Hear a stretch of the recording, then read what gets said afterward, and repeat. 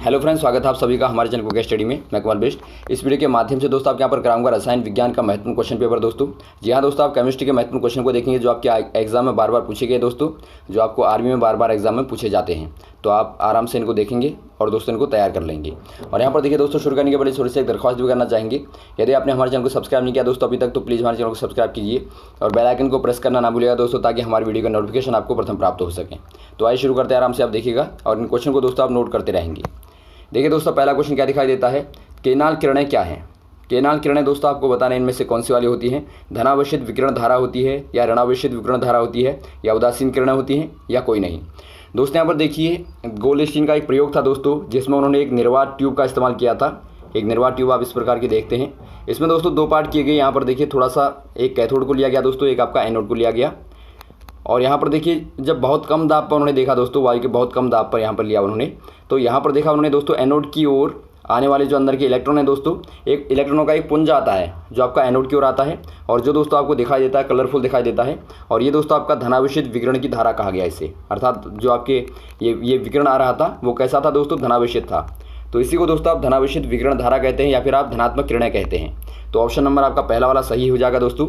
और यहीं से दोस्तों गोल्डस्टीन को माना जाता है कि उन्होंने धनात्मक किरणों की खोज की। तो धनात्मक किरणों की खोज करता है, फिर आप केनाल किरणों की खोज करता कहें दोस्तों, वो कौन होंगे, गोल्डस्टीन होंगे।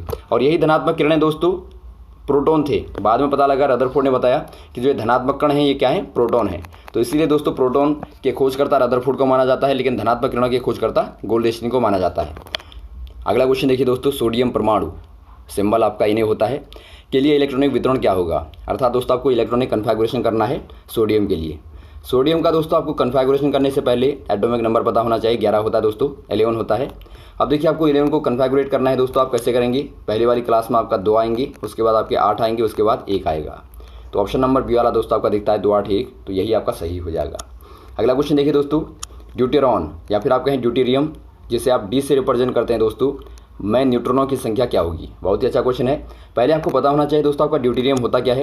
ये दोस्तों हाइड्रोजन का समस्थानिक होता है। समस्थानिक का मतलब आपको पता होगा, जिनमें आइसोटोप दोस्तों, जिनमें आपके एटॉमिक नंबर बराबर होते हैं लेकिन परमाणु एटॉमिक भार अलग अलग होते हैं। जैसा कि दोस्तों आपका 1H2 होता है। ये कहने का मतलब है एटॉमिक नंबर आपका 1 होता है लेकिन भार कितना होता है दोस्तों, 2 होता है। तो यहाँ पर देखिए इसे आप डी बोलते हैं। अब देखिए इसमें दोस्तों आपको न्यूट्रॉनों की संख्या बतानी है। इसमें दोस्तों एक इलेक्ट्रॉन होता है, एक आपका प्रोटॉन होता है, एक आपका न्यूट्रॉन होता है। तो दोस्तों आपका कितना हो जाएगा, 1 हो जाएगा। ऑप्शन नंबर पहला वाला सही हो जाएगा। और इसीलिए दोस्तों इसका भार जो होता है 1 प्रोटॉन प्लस 1 न्यूट्रॉन बराबर 2 होता है। तो आपको पता होना चाहिए दोस्तों, कभी कभार क्वेश्चन आपका D2O का आता है, भारी जल का आता है। तो भारी जल का अणुभार आपको पूछा जाता है दोस्तों, तो आपका कितना हो जाएगा, आपका 4 + 16 बराबर 20 आपका हो जाएगा दोस्तों। अगला क्वेश्चन देखिए, यहाँ पर क्या है, डैश करके दिया आपको, का इलेक्ट्रॉनिक विन्यास समान होता है। अर्थात दोस्तों कन्फिगरेशन आपका समान किनका होगा, समस्थानिकों का होगा, समभारिकों का, या सम न्यूट्रॉनिक का, या सम इलेक्ट्रॉनिक का। दोस्तों अभी आपने देखा जो आपके समस्थानिक होते हैं उनमें क्या होता है, परमाणु क्रमांक बराबर होता है। और आप जो कन्फिगरेशन करते हैं दोस्तों, विन्यास करते हैं किनका करते हैं, आप परमाणु क्रमांक का ही करते हैं। तो इसका मतलब आपका देखिए समस्थानिकों में आपके परमाणु क्रमांक का विन्यास दोस्तों बराबर होगा। क्योंकि आप देखते हैं जैसा कि आप कार्बन को ही ले लीजिए, आपका पहला हो गया C612, दूसरा आपका हो गया 6C14। तो इनमें देखिए दोस्तों आपके दोनों में क्या है, जो आपके क्रमांक हैं दोस्तों आपके 6 हैं। तो कन्फिगरेशन करेंगे तो आपको क्या मिलेगा, 2 और 4 मिलेगा। और यहाँ भी दोस्तों आपको 2 और 4 मिलेगा। लेकिन यदि दोस्तों आप संभारिक की बात करते हैं, जिनमें आपके भार बराबर होते हैं, जैसा कि आपका कैल्शियम को आप ले लें, 20 कैल्शियम और 40 यहाँ पर आपका भार होता है। और वैसे आर्गन भार आपका 40 होता है दोस्तों, लेकिन आपका जो क्रमांक होगा वो आपका 18 होता है। अब देखिए दोनों का कन्फिगरेशन करेंगे दोस्तों, आपका 20 का क्या होता है, 20 का आपका 2, 8, 8, 2। और वैसे आप 18 का करेंगे तो आपका 2, 8, 8। तो आप क्लियर देखते हैं दोस्तों, दोनों का क्या हो गया, कन्फिगरेशन बिल्कुल अलग हो गया। तो ये आपका समान कभी नहीं आएगा। तो केवल दोस्तों आपका समस्थानिकों में ऐसा होता है कि आपका समान आता है, क्योंकि वो आपका परमाणु क्रमांक बराबर होते हैं। तो आप आइसोटोप में टिक कर देंगे। अगला क्वेश्चन देखिए दोस्तों, रदरफोर्ड का अल्फा किरणों का प्रकीर्णन प्रयोग किसकी खोज के लिए उत्तरदायी है। दोस्तों यहाँ पर देखिए, जो रदरफोर्ड ने अल्फा किरणों का प्रकीर्णन किया था दोस्तों, उन्होंने क्या किया था, एक अल्फा कण की बम्बार्टमेंट की थी दोस्तों यहाँ पर, और उसके बाद बहुत सारे रिजल्ट निकले थे। तो उनमें मुख्य क्या था दोस्तों, मुख्य क्या बताया था उन्होंने, ये आपका देखिए परमाणु का केंद्रक, या इलेक्ट्रॉन, या प्रोटॉन, या न्यूट्रॉन। दोस्तों यहाँ पर देखिए अल्फा कणों के प्रकीर्णन में क्या मिलता है हमें, मुख्यतया हमें मिलता है परमाणु का दोस्तों केंद्रक, या फिर आप कह सकते हैं नाभिक दोस्तों। उन्होंने बताया था कि नाभिक के बीच में, एक परमाणु के बीच में एक ऐसा भाग है जो बहुत ही ठोस है, बहुत सॉलिड है, और वहाँ से दोस्तों अल्फा कण टकरा के अपने वापस विपरीत दिशा में आ जाते हैं। तो इसका मतलब यहाँ पर क्या है, एक बहुत ही ठोस है। और चूंकि दोस्तों अल्फा कणों का जो आपका चार्ज होता है आपका पॉजिटिव होता है, तो ये अगर वापस आते हैं तो इसका मतलब जो आपका नाभिक होगा वो कैसा होगा, पॉजिटिव होगा, धनात्मक होगा। तो ये दोस्तों उन्होंने बताया था। तो मुख्यतः आपका परमाणु केंद्रक हो जाएगा। अगला क्वेश्चन देखिए दोस्तों, परमाणु का एक अवपरमाणु नहीं है। दोस्तों यहाँ पर देखिए परमाणु के अवपरमाणु की क्या होते हैं दोस्तों, एक परमाणु में 3 अवपरमाणु होते हैं, जो आपका नाभिक में एक प्रोटॉन हो गया और न्यूट्रॉन हो गया और चारों ओर दोस्तों इलेक्ट्रॉन हो गए। तो दोस्तों यहाँ पर देखिए प्रोटॉन, न्यूट्रॉन और इलेक्ट्रॉन को क्या बोलते हैं आप, अवपरमाणु बोलते हैं, आप याद रखेंगे। तो इनमें से दोस्तों यहाँ पर देखिए फोटोन जो है अवपरमाणु नहीं होगा, तो ऑप्शन नंबर आपका डी वाला सही हो जाएगा। अगला क्वेश्चन देखिए दोस्तों, हाइड्रोजन को अपना अष्टक पूरा करने के लिए कितने इलेक्ट्रॉन चाहिए होते हैं। दोस्तों यहाँ पर देखिए अष्टक पूरा करने का मतलब आपका 2n² के फॉर्म में आपको इलेक्ट्रॉनों को लाना पड़ता है। तो यहाँ पर देखिए आपका जो हाइड्रोजन होता है दोस्तों, हाइड्रोजन में आपको पता होगा 1 इलेक्ट्रॉन होता है, 1 क्रमांक होता है दोस्तों। तो इसको पूरा करने के लिए कितना चाहिए होता है, नज़दीक वाला 2, क्योंकि दोस्तों आपका 2, 8, 18 इस प्रकार से होते हैं। तो यहाँ पर आपका नज़दीक वाला अष्टक कौन सा पड़ता है दोस्तों, 2 वाला पड़ता है। तो आप कह देंगे कि हाइड्रोजन को पूरा करने के लिए 2 इलेक्ट्रॉनों की आवश्यकता होगी। ऑप्शन नंबर आपका बी वाला सही हो जाएगा दोस्तों, कुल इलेक्ट्रॉन यहाँ पर 2 चाहिए होंगे। वैसे यदि आपका दोस्तों नियर बाई 8 आता है तो वहाँ पर आप बोल देते हैं 8 चाहिए होंगे, और वैसे आपका नियर बाई 18 आता है तो वहाँ पर आप कहते हैं 18 चाहिए होंगे। तो इस प्रकार से दोस्तों आप 2n² को आप याद रखेंगे, 1 को आप यहाँ पर n बराबर 1 2 3 रखते रहेंगे, जो आपकी दोस्तों कक्षाओं की संख्या होती है। तो उसके अकॉर्डिंग आपको पता लगेगा कि पहली कक्षा में आपके 2 इलेक्ट्रॉन आते हैं, दूसरी वाली में आपके मैक्सिमम जो है 8 आते हैं। तो इस प्रकार से दोस्तों आपको पता लग पाता है। अगला क्वेश्चन देखिए दोस्तों, धातुओं का वह गुण जिसके कारण धातुएं चादरें बनाई जाती हैं। दोस्तों यहाँ पर देखिए जो आपका धातुओं का अर्थात जो मेटलों का दोस्तों प्रॉपर्टी होती है जिसके कारण उनको पतली चादरों में बनाया जाता है, तो वो क्या होता है, प्रत्यास्थता होती है, तन्यता होती है, या सुगठिता होती है, या आघातवर्धिता होती है। उसे दोस्तों आप बोलते हैं आघातवर्धिता, जिसके कारण दोस्तों आप पतली चादरों में इनको तब्दील कर लेते हैं। एक लोहे को आप देखते हैं पीट के पतली चादर में आप बना देते हैं, तो ये आपका दोस्तों आघातवर्धिता हो जाएगा। और प्रत्यास्थता का मतलब होता है दोस्तों आप खींच के दोस्तों उनको, जब वस्तु को खींचते हैं तो आपकी दोबारा अपनी पूर्व अवस्था में आती है। जैसा कि आप स्प्रिंग को ले लें, स्प्रिंग को आप खींचते हैं तो आप छोड़ने के बाद दोबारा अपनी मूल अवस्था में चली जाती है। तो इसी गुण को दोस्तों आप प्रत्यास्थता कहते हैं, इलास्टिसिटी कहते हैं।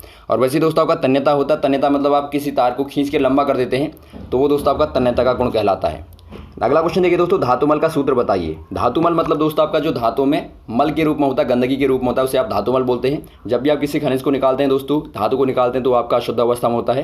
तो उसमें क्या करते हैं दोस्तों, आप पहले जो आपकी अशुद्धि होती है, अशुद्धि के साथ में दोस्तों आप गालक को मिलाते हैं।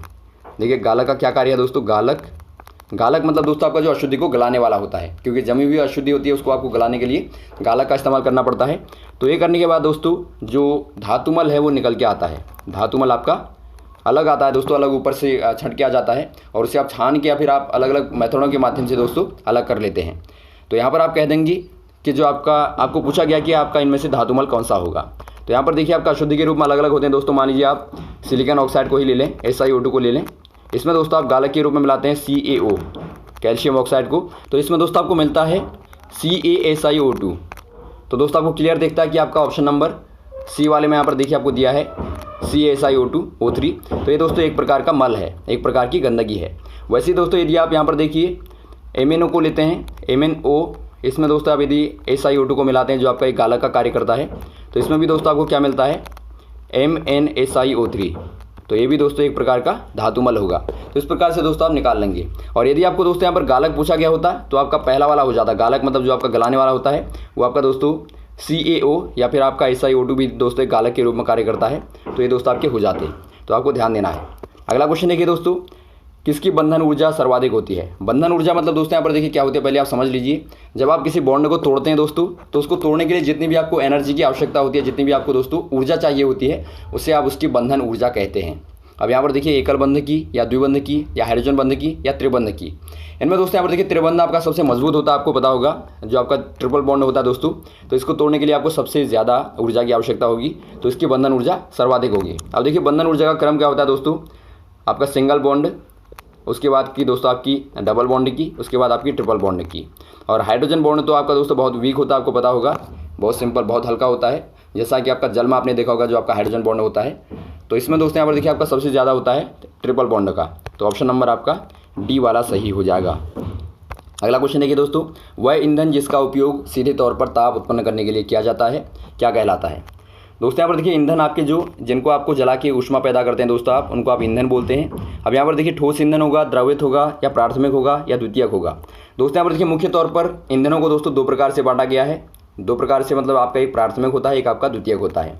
प्राथमिक में दोस्तों आपके आते हैं ठोस और द्रवित ईंधन। दोस्तों ठोस मतलब आपके जैसे आपका लकड़ी हो गया, कोयला हो गया, और द्रवित मतलब आपका दोस्तों पेट्रोलियम हो गया या आपका डीजल हो गया।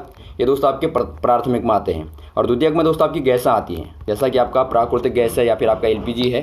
तो ये दोस्तों आपकी द्वितीय में आपकी आती हैं दोस्तों ईंधन के रूप में। तो यहाँ पर देखिए जो आपका प्राथमिक होता है दोस्तों, सीधे तौर पर ताप को उत्पन्न करने के लिए आपका दोस्तों प्राथमिक वाला इस्तेमाल किया जाता है। तो आप कह देंगे यहाँ पर कौन सा वाला हो जाएगा, सीधे तौर पर ताप को उत्पन्न करने वाला प्राथमिक ईंधन हो जाएगा दोस्तों। तो ऑप्शन नंबर आपका C वाला सही हो जाएगा। और साथ ही साथ दोस्तों आप इनको भी याद रखेंगे, जो आपके ठोस, द्रवित और आपके गैस वाले होते हैं। अगला क्वेश्चन देखिए दोस्तों, वे पदार्थ जो जलकर ऊष्मा देते हैं उन्हें क्या कहते हैं। अभी आपने पढ़ा दोस्तों, जो आपके ऊष्मा देते हैं उनको आप ईंधन बोलते हैं। तो वो दोस्तों आपके ईंधन कहलाते हैं, जो आपके जल के ऊष्मा देते हैं। अगला क्वेश्चन देखिए दोस्तों, पेट्रोल में लगी हुई आग को आप कैसे बुझाते हैं। बहुत अच्छा क्वेश्चन है दोस्तों। आपको कुछ देर पहले बताया था कि विद्युत में लगी हुई आग को आप कैसे बुझाते हैं। तो आग अलग अलग प्रकार की होती है दोस्तों। आपकी ठोस में लगी हुई आग होती है, जल में लगी हुई आग होती है, या फिर आपका विद्युत धारा में लगी हुई आग होती है। तो इनको बुझाने के दोस्तों अलग अलग तरीके होते हैं। तो यहाँ पर देखिए आपका कंबल का इस्तेमाल करेंगे, जल का इस्तेमाल करेंगे, या फिर आपका कार्बन टेट्राक्लोराइड का इस्तेमाल करेंगे, या फिर आप तेज़ हवा का इस्तेमाल करेंगे। इसमें दोस्तों आप यहाँ पर देखिए CCl4 का इस्तेमाल करते हैं, अर्थात कार्बन टेट्राक्लोराइड का दोस्तों आप इस्तेमाल करते हैं। तो ऑप्शन नंबर आपका C वाला सही हो जाएगा। लेकिन दोस्तों आप इसका इस्तेमाल अब ज़्यादातर नहीं करते, क्योंकि ये आपका एक जहरीली गैस होती है दोस्तों।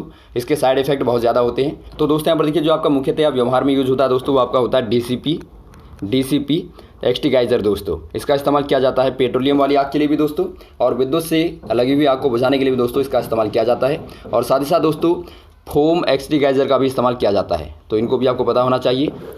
और वैसे दोस्तों आपका ठोस को बुझाना है, ठोस वाली आग को, तो उसमें दोस्तों आप कार्बन डाइऑक्साइड का इस्तेमाल करते हैं, और जल का भी दोस्तों आप इस्तेमाल कर लेते हैं। अगला क्वेश्चन देखिए दोस्तों आपका क्या है, मार्च गैस का रासायनिक सूत्र क्या होता है। मार्च गैस दोस्तों जो आपकी कोयले के खानों से मुख्यतः निकलती है, इसका केमिकल फॉर्मूला क्या होता है, C2H2 होता है, या C2H6 होता है, या CH4 होता है, या C2H4 होता है। इसका होता है दोस्तों आपका CH4। ऑप्शन नंबर आपका C वाला सही हो जाएगा। ये दोस्तों आपका मार्च गैस का फॉर्मूला कहलाता है। तो ये रहे दोस्तों आपके रसायन विज्ञान के महत्वपूर्ण क्वेश्चन, जो आपने यहाँ पर देखिए। उम्मीद है आपको अच्छे लगे होंगे, और भी इस प्रकार के क्वेश्चन को दोस्तों आपको लगातार बताते रहेंगे।